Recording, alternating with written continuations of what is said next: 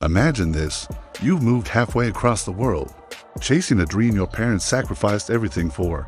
You're studying at a top university, working hard, just trying to make them proud.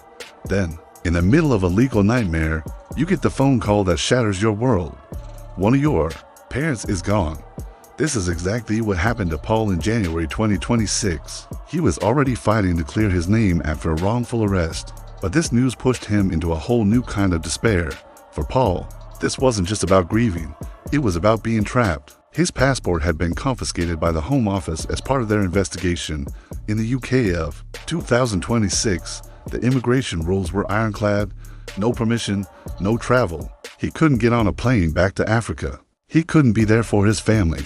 He couldn't say his final goodbyes. This is a cruel reality many immigrants face, a condition experts call migratory grief. It is when the immense pain of losing a loved one is magnified by the helplessness of being stuck thousands of miles away, tangled in legal red tape. Paul was caught in an impossible situation. If he tried to force his way out of the UK, even for his parents' funeral, he would risk what's known as self-deportation. Leaving without permission could mean being barred from re-entering the country for years. His education at Imperial College, the very dream his parents had supported, would be over. He had to choose between attending his parents' funeral and honoring their dream for his future. Can you even imagine making a choice like that? It's a double prison, where the bars are made of both grief and immigration law. Every path led to a profound loss. Unable to go home, Paul felt a deep cultural responsibility to at least bring his parents' body back to their ancestral land for burial. But in 2026, the financial burden was crushing. Repatriating a body from the UK to Africa could cost anywhere from £3,000 to £6,000, and that's before the mountain of paperwork. He needed an out-of-England certificate from the coroner.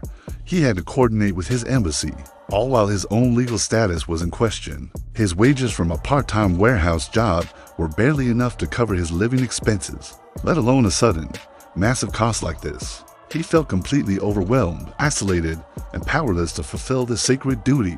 The weight of it all was just immense. Just when Paul was at his absolute lowest, a beacon of hope appeared. His friend, Amara, refused to let him face this alone. She was the one who knew the system, who knew there were ways to fight back.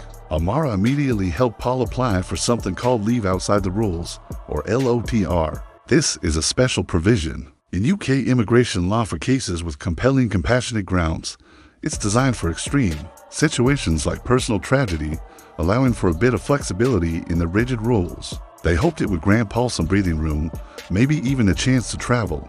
But it was a long shot, and time was running out. While they waited for the Home Office to respond, Amara knew Paul needed to connect with his family. He couldn't be there physically, but maybe he could be there virtually. She reached out to the African Community UK, and together, they organized a virtual wake. Using a high-speed video link, they connected Paul's small London flat directly to his family home in Africa. He saw their faces, heard their voices, and shared in their tears and prayers. He was able to participate in the morning rituals, even from an ocean away. It wasn't the same as being there, of course, but in that moment of digital connection, he wasn't alone.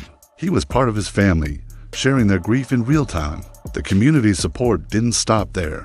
They saw Paul's financial struggle and knew he couldn't handle the repatriation costs on his own, so they launched a fundraiser. The response was incredible. Donations poured in from friends, classmates, and even strangers who heard his story. The community rallied around him, showing that solidarity could be a powerful force against bureaucratic indifference. They raised enough money to cover the full cost of sending his parents' body home, ensuring a dignified final journey. This act of collective kindness showed Paul that even in a foreign land, he had a family, a community that cared. This whole ordeal changed something deep inside Paul. Before, he had lived with what you might call the immigrant's crouch, that instinct to stay quiet, keep your head down, and not cause any trouble, hoping to just slide by unnoticed. But the pain of his loss and the overwhelming support from his community burned that fear away. His grief transformed into a fierce, unshakable resolve. He was no longer just fighting for a degree or a career. He was fighting to honor the immense sacrifice his parents had made for him. He was fighting for his dignity, for his right to be seen and heard. With this newfound strength, Paul returned to his legal battle with a completely different mindset. The quiet, cautious student was gone. In his place was a determined man, ready to fight tooth and nail to clear his name. He knew he had to win. He had to earn back his freedom, not just for his future, but for his past. He was driven by a new, urgent purpose to one day stand before the grave he was forced to miss and finally tell his parent that their sacrifice was not in vain. His journey was far from over, but now he was walking it with his head held high. Thanks for watching. If this story moved you, please like and subscribe for more content that explores the real human stories behind the headlines.